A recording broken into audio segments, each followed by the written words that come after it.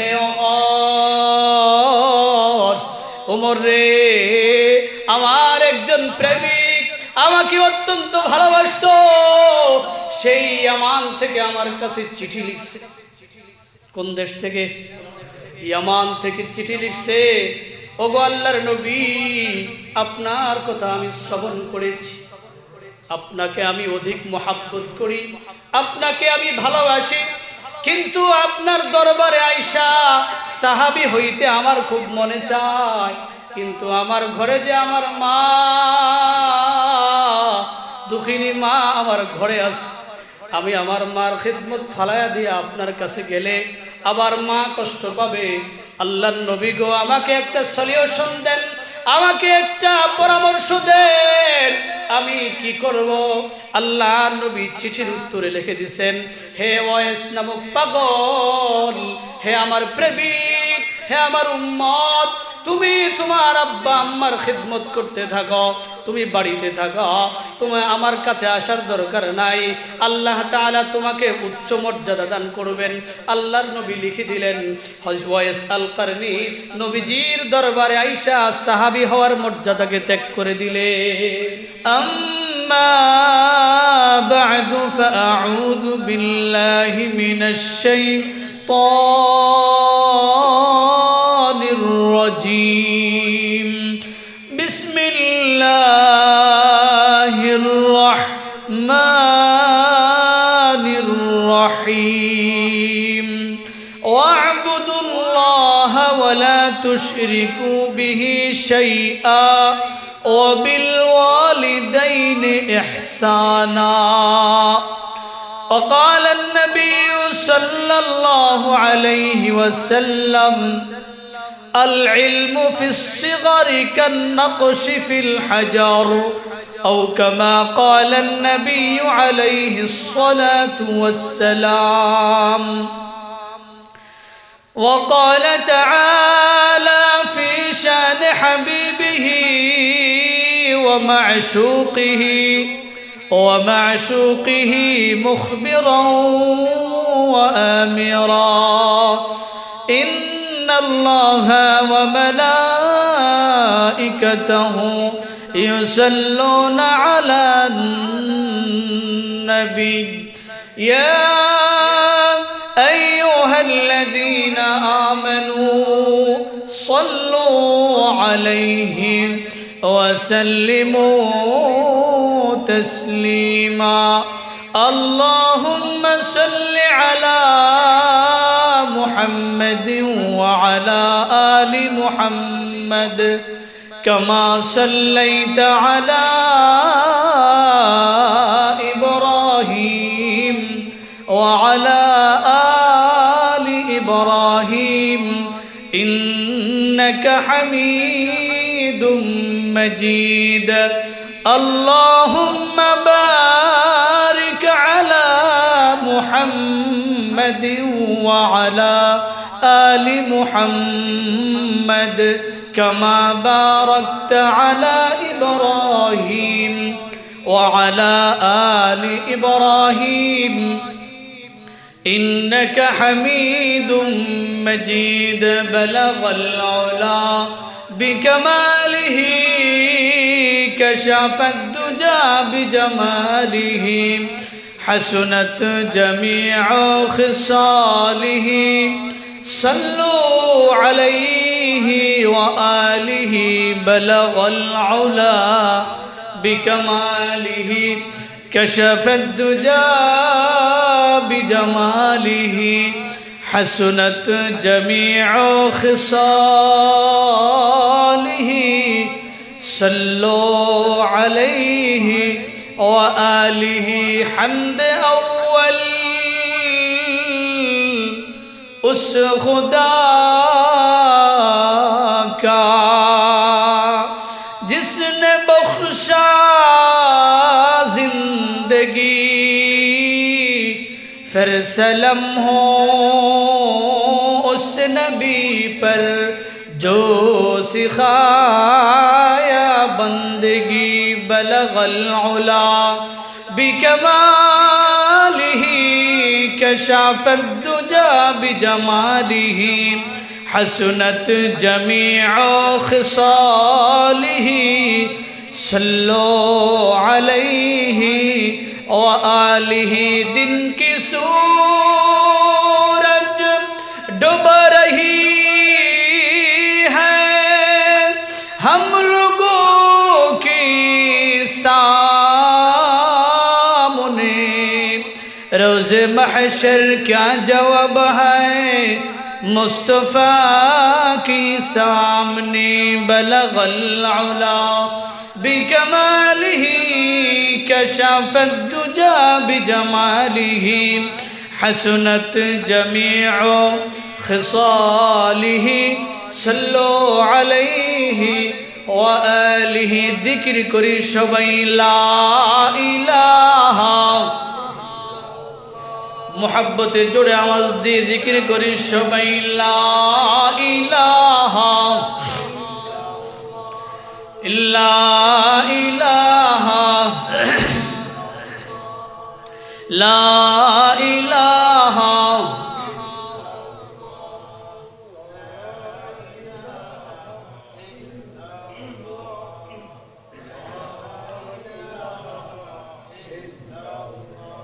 ला इलाहा इल्लल्लाह ला इलाहा महशर बाक़यामत कारनीस्त आशिकारा रोज़ महशर बाक़यामत कारनीस्त आशिकारा जुज़ तमाशाए जमाले यारनीस्त आशिकारा जुज़ तमाशाए जमाले यारनीस्त आशिकारा मिल्लतो मज़हब जुदास्त आशिकारा मिल्लतो मज़हब खुदास्त जन्नतो दोज़ख से यारब क्या करो आरज़ू है मैं तुझे देखा करो आरज़ू है मैं तुझे देखा करो हूर गिल्मा जितने नेमत है तू हूर गिल्मा जितने नेमत है तू सबसे बढ़कर नेमते दीदार तू सबसे बढ़कर नेमते दीदार तू ला इलाहा मोहब्बत ला इलाहा ला इलाहा इल्लल्लाह ला इलाहा ला इलाहा इल्लल्लाह मुहम्मदुर रसूलुल्लाह सल्लल्लाहु अलैहि वसल्लम अल्हम्दुलिल्लाह अल्लाह रब्बुल इज्जतेर दरबारे लक्ष कोटी शुकुर सुजूद रब्बुल इज्जत दया करे माया करे भालोबेसे रहमते बरकते আল্লাহর ঘর পবিত্র জায়গা মসজিদে জুমার নামাজ আদায় করার উদ্দেশ্যে আল্লাহ তাআলা আমাদেরকে একত্রিত হওয়ার সমবেত হওয়ার তৌফিক দান করেছেন। এজন্য সকলেই রব্বি করিমের আলিশান দরবারে প্রাণ খুলে জবান খুলে কালেমাতুশ শুকর আদায় করি, সবাই মিলে বলি আলহামদুলিল্লাহ। আল্লাহর ঘরের মসজিদে যে আসলাম খুশি না বেজার? মসজিদ শান্তির জায়গা। কোন জায়গা? মসজিদের বাহিরে যত সেক্টরেই থাকুক না কেন প্রত্যেক সেক্টরেই অশান্তি আছে না নেই? আল্লাহকে ডাকলে শান্তি পাওয়া যায় কি যায় না? আল্লাহ তাআলাকে যখন কোনো বান্দা ডাকে আল্লাহ তাআলা ওই বান্দার প্রতি খুশি হয়ে যায়। সুবহানাল্লাহ। বান্দা আল্লাহ তাআলার প্রতি যেমন ধারণা পোষণ করে আল্লাহ তাআলাও বান্দার প্রতি তেমন ধারণা পোষণ করে। অর্থাৎ বান্দা আল্লাহর প্রতি যেমন নিয়ত রাখে সেও বান্দাও তেমন বরকত আল্লাহর তরফ থেকে পায়। আনা ইনদা যান্নি আবদি বি ওয়া আনা মাআহু ইযা যাকারানি। আনা ইনদা যন্নি আবদি বি ওয়া আনা মাআহু ইযা যাকারানি ফাইন যাকারানি ফি নাফসিহি যাকারতুহু ফি নাফসি। বান্দা যেমন আল্লাহ তাআলার উপরে ধারণা পোষণ করে, আল্লাহ তাআলাও বান্দার উপরে তেমন ধারণা পোষণ করেন। বান্দা যদি আল্লাহ তাআলাকে দিলে দিলে স্মরণ করে, আল্লাহ তাআলাও কুদরতি দিলে দিলে সেই বান্দাটাকে স্মরণ করে। সুবহানাল্লাহ। বান্দা যদি আল্লাহ তাআলাকে কোনো মজলিসে স্মরণ করে, আল্লাহ তাআলা ওই বান্দার কথা ফেরেশতাদের মজলিসে, বান্দার মজলিস থেকে উত্তম মজলিসে তাদের কথা স্মরণ করেন। বান্দা যদি আল্লাহ তাআলার রহমতের দিকে এক বিঘত আগা যায়, আল্লাহ তাআলা সেই বান্দার প্রতি এক হাত আগায় আসে। বান্দা যদি আল্লাহ তাআলার দিকে এক হাত আগা যায়, আল্লাহ তাআলা বান্দার দিকে দুই হাত অগ্রসর হয়। বান্দা যদি আল্লাহ তাআলার দিকে হেঁটে যায়, আল্লাহ তাআলা সেই বান্দার দিকে দৌড়ায় আসে। সুবহানাল্লাহ। কেননা আল্লাহর নবী সাল্লাল্লাহু আলাইহি ওয়াসাল্লাম বলেন, ইন্না রাহমাতি সাবাকাত গযবি, ইন্না রাহমাতি সাবাকাত গযবি। হাদিসের ভিতরে আসছে আল্লাহ তাআলা বলতেছেন, বান্দারে আমার গুসার আগে আমার রহমত আগে চলে। আমার দুটা সিফত আছে, একটা হলো রাগের সিফত, আরেকটা সিফত হলো রহমত এবং দয়ার সিফত। বান্দারে গুসার সিফতের আগে, রাগের গুণের আগে আমার রহমতের সিফত আগে চলতে থাকে। সুবহানাল্লাহ। আল্লাহ তাআলার মায়া দয়া বেশি না কম? 99 ভাগ মায়া আল্লাহ রেখে দিয়েছেন, এক ভাগ মায়া আল্লাহ তাআলা গোটা পৃথিবীর সমস্ত মাখলুকের ভিতরে বন্টন করে দিয়েছেন। এর ভিতরে মা জাতির ভিতরে বেশি দিয়েছেন। এক ভাগ মায়া আর দয়া গোটা বিশ্বের যত মাখলুকাত আছে, সমস্ত মাখলুকাত এই মায়া দয়া পেয়েছেন মাত্র 1%। কয় পার্সেন্ট? আর জোরে আওয়াজ দিয়ে বলেন, কয় পার্সেন্ট? আল্লাহ তাআলার দয়া 100 ভাগের 99 ভাগ। কয় ভাগ? 99 ভাগ। 1% দয়া আল্লাহ তাআলা পৃথিবীতে দিয়েছেন। বাবা মা, আল্লাহ তাআলা বাবা মাকেও দয়া দিয়েছেন, মায়া দান করছেন। যার কারণেই তো সন্তানের দিকে বাবা মা তাকায় থাকে। সন্তান যদি ঘর থেকে বের হয়ে যায়, কোথাও কোনো প্রয়োজনে মার্কেটে যায়, দূর পাল্লায় যায়, ব্যবসার জন্য যায়, তখন মা সজাগ থাকে, ঘুমায় না। মার চোখে ঘুম আসে না, দরজাটার দিকে বারবার তাকায় থাকে। একটু পরে পরে গেটটা খুলা খুলা তাকায়, আমার আদরের সন্তানটা কখন যেন ঘরে আইসা, দরজায় আইসা কড়াঘাত করে। সুবহানাল্লাহ। কখন যেন আইসা আমার দরজায় আঘাত দেয়, কখন যেন আইসা আমার দরজায় টোকা মারে, আমাকে ডাক দেয়, মা বলে ডাক দেয়। এই জন্য মা ঘুমায় না। মা কি করে না? আবার বেশি রাত্র হয়ে গেলে চোখ বন্ধ করে শুয়ে থাকে, কান সজাগ থাকে, শুধু চক্ষুটা বন্ধ থাকে, অন্তরটা জারি থাকে। কারো জন্য? সন্তানের জন্য। কারো জন্য? আল্লাহ তাআলা 100 ভাগের 99 ভাগ মায়া রেখে দিয়েছেন, 1 ভাগ মায়া আল্লাহ গোটা পৃথিবীতে সমস্ত মাখলুককে দিয়েছেন।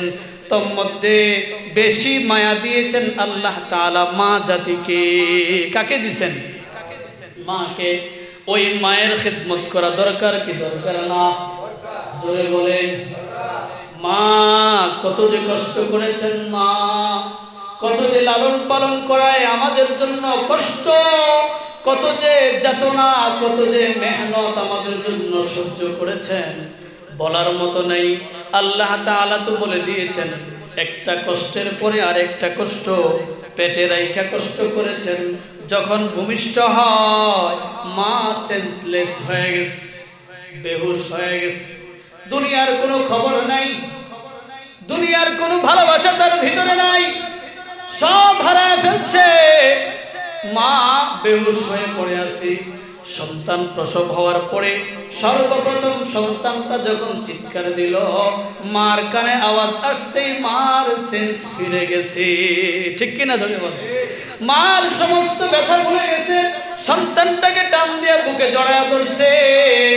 বুকে জড়ায়া ধইরা সন্তানের কান্না থামানোর জন্য সন্তানকে গালে চুমা দেয়, ওই গালে চুমা দেয়, সন্তানের কপালে চুমা দেয়। মা তার সমস্ত ব্যথা বেদনা সব ভুলে গেছে। কাকে পাইয়া? জোরে বলেন। ওই সন্তানেই তো পিতা মাতাকে ভাত দেয় না, আছে না নাই? জোরে বলেন, আছে না নাই? দুঃখের বিষয় হলো বাবা মা দুইজন মেহনত করে পরিশ্রম করে সংসারটা গড়লো।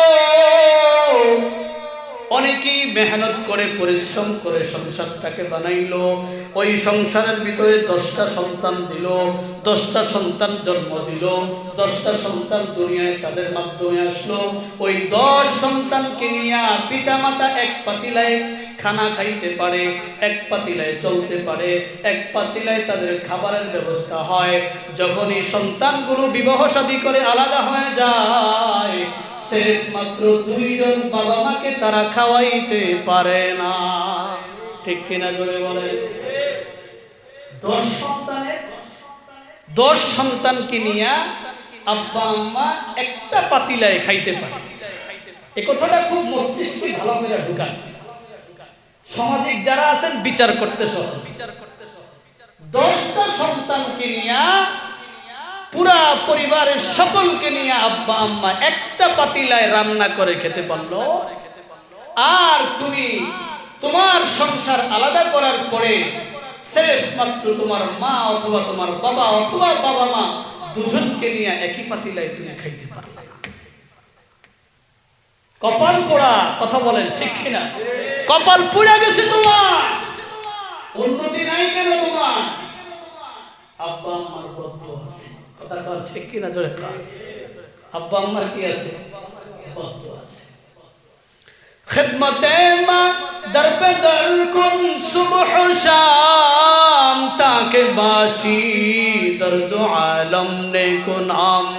খিদমতে মা দর পে দর কুন সুবহ শাম তাকে বাসি দর্দ আলম ने को नाम। खिदमते माँ दर बेदर कुन इख्तियार मालो दौलत सब कुन है बख्तियार। যদি তুমি মাল ও দৌলতের সম্পদে উভয় দিক দিয়ে যদি তুমি কামিয়াব হতে চাও তাহলে আব্বা আম্মার খিদমত করো। কার কার খিদমত? আব্বা আম্মার খিদমত। যদি তুমি ব্যবসায় বরকত পেতে চাও, যদি তোমার উন্নতি সাধন করতে চাও, তুমি যদি দুনিয়াও আখেরাতে দামি হতে চাও তাহলে আব্বা আম্মার কি করো? খিদমত করো। বাবা মার খিদমত ছাড়া বিকল্প নেই। বাবা মার খিদমত যারা করেছে তারা কামিয়াব হয়ে গেছে। কি হয়েছে? বিপদ থেকে রক্ষা পেয়ে গেছে। মুসিবতে পড়ে আছো, আব্বা আম্মা জীবিত আছে, তাদের কাছে গিয়ে দোয়া চাও। কার কাছে দোয়া চাই? জোরে বলে। আব্বা আম্মার কাছে গিয়ে দোয়া চাও। ঘরে বৃদ্ধ বাবা শুয়ে আছে, তার কাছে গিয়ে দোয়া চাও। ব্যবসায় বরকত হয় না, আব্বার কাছে দোয়া চাও। তোমার উন্নতি হয় না, যেখানে যাও সেখানেই ধরা খাও, মার কাছে দোয়া চাও। কার কাছে দোয়া চাইবা? জোরে বলেন। মা দোয়া করবে অন্তর থেকে। কথা বলেন ঠিক কিনা? স্ত্রী জানে তুমি কি কি ব্যবসা করো, তোমার বাবা মা জানে না তুমি কি ব্যবসা করো। ঠিক কিনা? আব্বা আম্মারে শোনাইলে সমস্যা আছে। এজন্য ঘরের স্ত্রী আগে জানে যে সন্তান কি ব্যবসা করে, সে আব্বা আম্মার কাছে এটা বলে না, সর্বপ্রথম কার কানে দেয়? পরের জিয়ের কানে। কার কানে? পরের জি। এই পরের জি আপন, ঠিক আছে, জায়গা মতো আপন, তবে বাদ বাকি আব্বা আম্মা জীবিত থাকতে পরের জি আপন না। কথা বলেন ঠিক কিনা? আগে হক কার? আগে কার? এরপর দ্বিতীয় স্টেপে হলো স্ত্রী। দ্বিতীয় স্টেপে কার? স্ত্রী। এখন এটাকে 1 নম্বরে নিয়ে আসাটাই হলো দোষ। মহিলারা ভালো করে বুঝবেন। উল্টা সমজিলে রাম, এক রামে উল্টা সমজিল। উল্টা বুঝে। কি বুঝে? উল্টা বুঝছে। কেমন বুঝছে? রামের কাছে দোয়া করছে, ওই যে ঘোড়া কাঁধে নিয়ে এসে আসতেছে, হ্যাঁ, তো দোয়া করছে যে আল্লাহ আমি যদি আমার ঘোড়াটার উপরে উঠে যাইতে পারতাম, ঘোড়ার উপরে উঠে কি যাইতে পারতাম, আশা করছে, রামের কাছে দোয়া চাইছে। ঘটনাক্রমে ওই ঘোড়া অসুস্থ হয়ে গেছে। এখন তো ঘোড়াকে আর ঘোড়ার উপরে আর উঠতে পারতেছে না, এখন ঘোড়াকে তার কাঁধের উপরে উঠা। ওই বেচারা কয় উল্টা সমঝিলি রে রাম, রাম রে তোর কাছে দোয়া চাইলাম যেন আমি ঘোড়ার উপরে সওয়ার হয়ে পারি, যাইতে পারি। এখন ঘোড়া অসুস্থ হয়ে গেছে, আমি যাবো কেমনে? ঘোড়াকেই আমার কাঁধে উঠান লাগতেছে। কথা বলেন ঠিক না? এরকম উল্টা বুঝেন না মানুষ আছে না নেই? জোরে কান। মহিলাকে ভিতরে মনে হয় নাই, অভাব নাই, পণ্ডিত বেশি। এরা কি বেশি? জোরে কান। আমি কথা বলতে দ্বিধাবোধ করি না। হয়তো এরা আমারে খারাপ মনে করবো, আমারে হয়তো দাওয়াত দিব না, অথবা আমার বিরুদ্ধে করব, করুক গা, যা আমল তা করে। মাইক দিয়ে তো কইতেছি, কি দিয়ে করি? জোরে কান। যার হক তাকে জায়গায় রেখেই তার হক আদায় করতে হবে। একজনের হক আরেক জায়গায় নিয়ে আসা যাবে না। স্ত্রী বাবা মা জীবিত থাকতে স্ত্রী আগে শুনবে না তোমার ব্যবসার কথা, তোমার ইনকামের কথা। দোয়ার জন্য তোমার আব্বা আম্মা আগে শুনবে। কে শুনবে? জোরে বলেন, কে শুনবে? চাকরির প্রথম বেতনটা পেয়ে আব্বা আম্মার হাতে দিবা। কার হাতে? কার হাতে? আসেনি আমল। জোরে কান। খুঁজই তো পায় না, খুঁজই তো পায় না। খোঁজে পুতের কাছে টাকা, খোঁজে ছেলের কাছে টাকা, খোঁজে দেয় না। আর বলে প্রথম বেতনটা পাইয়া আব্বা আম্মার হাতে দিয়া। কি ওয়াজ শুরু করছেন হুজুর? ঠিক কিনা? জোরে খান। হ্যাঁ, প্রথম চাকরির বেতন পেয়ে প্রথম উপার্জিত শ্রমের বেতন তুমি তোমার আব্বা আম্মার হাতে উঠে দিবা, যদি তুমি আদর্শ সন্তান হয়ে থাকো। কথা বলেন ঠিক কিনা? যদি তুমি আদর্শ সন্তান হয়ে থাকো, তুমিও তো একদিন বাবা হইবা। কথা বলেন ঠিক কিনা? তুমিও তো একদিন বাবা হইবা। যদি তুমি তোমার সন্তানের ইনকাম খেতে চাও, যদি তুমি তোমার সন্তানের দ্বারা উপকৃত হতে চাও, যদি তুমি তোমার সন্তানের দ্বারা খিদমত পেতে চাও, তাহলে তুমিও তোমার আব্বা আম্মার খেদমত। আল্লাহ ক্ষেতের চাকা খেতে ভাঙে। ক্ষেতের চাকা কোথায় ভাঙে? আরেক ক্ষেত ব্যবহার করার দরকার নাই, ক্ষেতের চাকা খেতেই ভাঙে। আপনি করবেন না আব্বা আম্মার খেদমত, আর আপনি চাইবেন সন্তান আপনার খেদমত করুক। এ কি সম্ভব? জোরে কান, জোরে কান। এই কিন্তু জোরে বল, সবাই বলে রিসেট কয় নাই।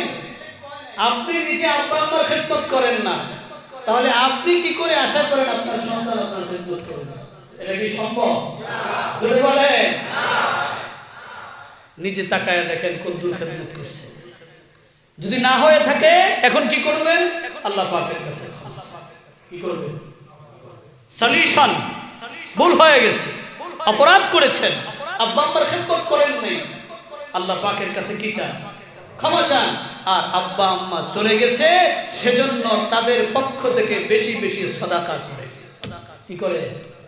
as-sadaqatu taruddul bala। সাদাকার দ্বারা বালা মুসিবত দূর হয়ে যায়, সাদাকার দ্বারা কবরের আযাব মাফ হয়। সাদাকা করলে পরে আব্বা আম্মার কবরের গুনাহ খাতা মাফ হয়ে যায়। যদি কবরের পজিশন নিম্ন গতিতে থাকে, বান্দা যখন আব্বা আম্মার নামে সাদাকা করে, আল্লাহ তাআলা সাদাকার বিনিময়ে জান্নাতের সুগ্রাণ এবং জান্নাতি বিছানার ব্যবস্থা কবরে করিয়া দেয়। সুবহানাল্লাহ। যেহেতু করতে পারেন না, এখন কি করবেন? সলিউশন হলো আব্বা আম্মার জন্য বেশি বেশি করে দোয়া করবেন, সাদাকা করবেন। করবেন কিনা? আর আল্লাহর কাছে ক্ষমা চাইবেন যে আল্লাহ বুঝি নাই, আব্বা আম্মার খিদমত করতে পারি নাই, তাদের সঙ্গে অসৎ আচরণ করেছি, খারাপ ব্যবহার করেছি, আল্লাহ আপনি আমাকে মাফ করে দিন। পারবেন না ইনশাআল্লাহ? পারবেন না ইনশাআল্লাহ? আব্বা আম্মার খিদমত করলে বিপদ থেকে উদ্ধার করে দেয় কে? জোরে বলেন কে? আল্লাহু আকবার, আল্লাহু আকবার। বুখারী শরীফের হাদিস। কোন কিতাবের? বুখারী শরীফে ওয়াকিয়া আছে। হযরত আব্দুল্লাহ ইবনে ওমর রাদিয়াল্লাহু তাআলা আনহু থেকে বর্ণিত, রাসূল আরবি সাল্লাল্লাহু আলাইহি ওয়াসাল্লাম বলেন, তিনজন মুমিন, তিনজন ঈমানদার, তিনজন নামাজি বান্দা আল্লাহ পাকের খাস তিনজন বান্দা কোনো কারণে কোনো প্রয়োজনে ঘর থেকে বের হয়ে বহুদূর রওনা করেছে লম্বা সফর। পথিমধ্যে প্রচন্ড বৃষ্টি, রাত্র হয়ে গেছে, আমাবস্যার রজনী, আবার আকাশ থেকে পড়তেছে বৃষ্টি, আবার তুফান। কেমন মুসিবত মনে করেন, ঠিক না? এমন মুসিবতে পড়ে গেছে ওই তিন দোস্ত, তিন বন্ধু, ইমানদার বন্ধু তিনজন, আমল তাদের ভালো। ওই তিন ইমানদার বন্ধু পাশেই পাহাড়, পাহাড়ের উপরে আশ্রয় নিয়েছেন। পাহাড়ের ভিতরে গুহা আছে, পাহাড়ের গুহায় গিয়ে আশ্রয় গ্রহণ করেছে, আশ্রয় গ্রহণ করেছে। আর উপর থেকে একটি বিশাল বড় পাথর ওই তিন বন্ধুর গুহার মুখের সামনে আইসা পড়ে গেছে। মুসিবতটা কেমন বুঝেন? এমনিই ছিল মুসিবত। প্রচন্ড তুফান, আবার বৃষ্টি, আবার আমাবস্যার রজনী, কিছুই দেখা যায় না, অন্ধকার অন্ধকার। সেখান থেকে পরিত্রাণের জন্য পাহাড়ের চূড়ায় উঠছে, পাহাড়ের গর্তে গিয়ে সেখানে আশ্রয় গ্রহণ করেছে। আবারও আরেক মুসিবত সামনে আইসা উপস্থিত, গুহার মুখটা বিশাল বড় এক পাথর আইসা বন্ধ করে দিয়েছে। মুসিবত।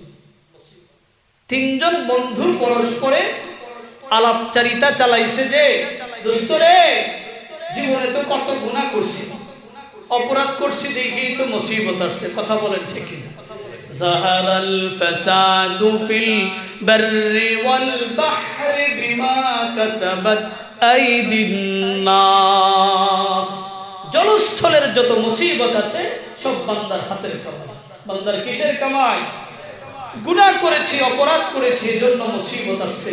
দোস্ত রে, জীবনে কোনো ভালো আমল করে থাকলে ওটার কথা উল্লেখ করে আল্লাহ পাকের কাছে উদউল্লাহ বিআফজালি আমালিন আমিলতুমুহু।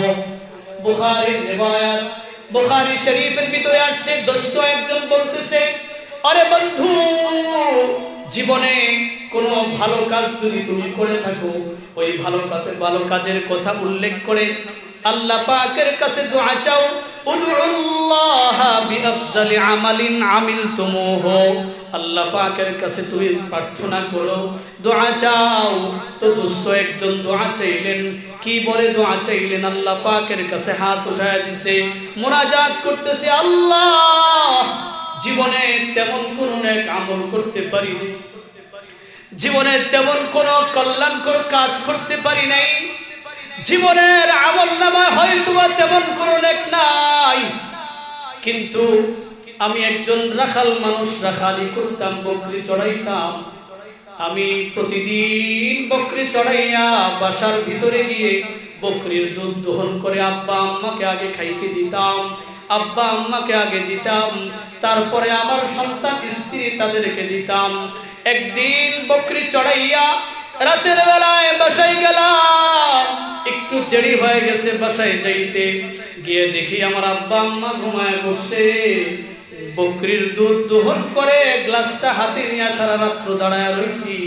আয় আল্লাহ, আমার যদি এই আমলখানা তোমার কাছে কবুল হয়, আমার সন্তানেরা আমার পায়ে ধরেছে, আমার হাতে ধরেছে, আমার সন্তানেরা আমাকে টানা হেঁচড়া করেছে তাদেরকে খাবার দেওয়ার জন্য, কিন্তু আমি যে নিয়ত করেছি আমার আব্বা আম্মাকে আগে দিব, তারপরে আমি আমার সন্তান স্ত্রীদেরকে খাওয়াবো, সেজন্য আমি তাদেরকে দেই নাই।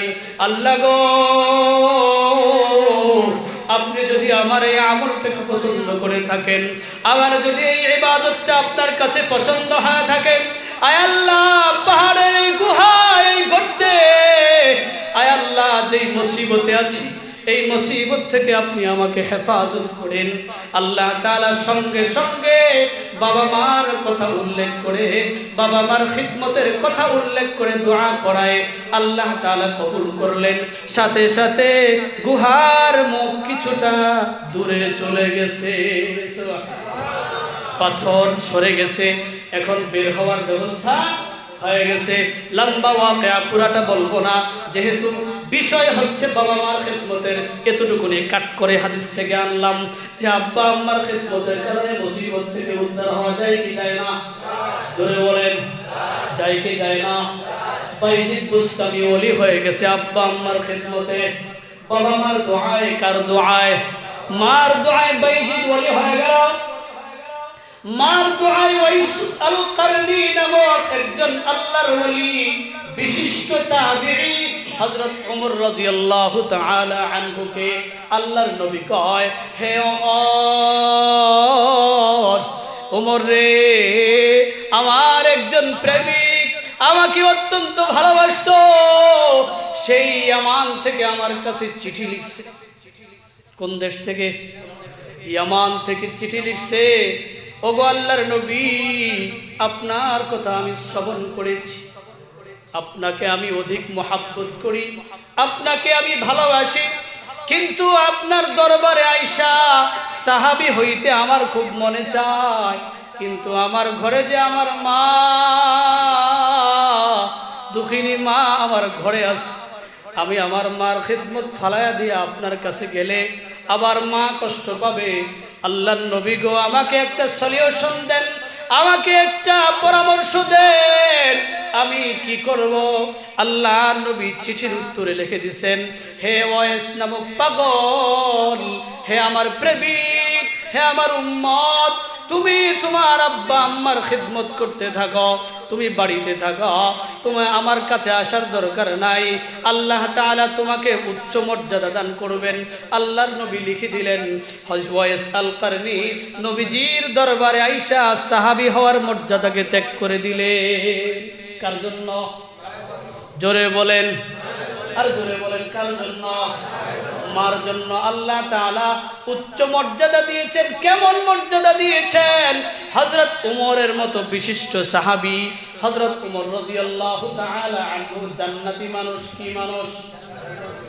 10 জন সাহাবীকে আল্লাহ তাআলা দুনিয়ায় থাকতেই তাদেরকে জান্নাতের সার্টিফিকেট দিয়েছেন। কয়জন সাহাবী? 10 জনের ভিতরে দ্বিতীয় জন হলো হযরত উমরে ফারুক রাদিয়াল্লাহু তাআলা আনহু। এই উমরে ফারুক রাদিয়াল্লাহু তাআলা আনহু এর শানে বলছেন, উমারু ফিল জান্নাহ। আল্লাহর নবী কয়, লাউ কানা বাদি নবিয়ান লাকানা উমর, আমার পরে যদি দুনিয়ার বুকে কেহ নবী হইতো, আল্লাহ তাআলা হযরত উমরকে নবী বানাইয়া দুনিয়ায় পাঠাইতো। সুবহানাল্লাহ। এমন মর্যাদাওয়ালা সাহাবী, জান্নাতি মানুষ। কোরআনুল কারীমের প্রায় 19টা আয়াত আল্লাহ তাআলা হযরত উমরের মানসা, উমরের বিচার অনুযায়ী আল্লাহ তাআলা নাযিল করছে। সুবহানাল্লাহ। কয়টা আয়াত? প্রায় 19টা আয়াত আল্লাহ তাআলা নাযিল করছেন। অর্থাৎ আল্লাহর নবীর ফয়সালা নয়, উমরে যেই ফয়সালা দিয়েছে, উমরের ফয়সালাই আল্লাহ পাকের কাছে পছন্দ হয়েছে, যার কারণে উমরের বক্তব্য অনুযায়ী আল্লাহ তাআলা জিবরাইল দিয়া কোরআন শরীফ নাযিল করছে 19টা আয়াত। কেমন দাম? জোরে বলেন।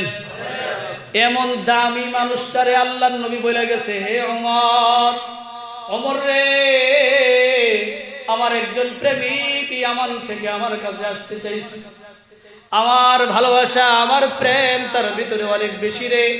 হে ওমর, মার খিদমত করতে গিয়ে সে আমার কাছে আসে নাই, আমি নিষেধ করেছিলাম।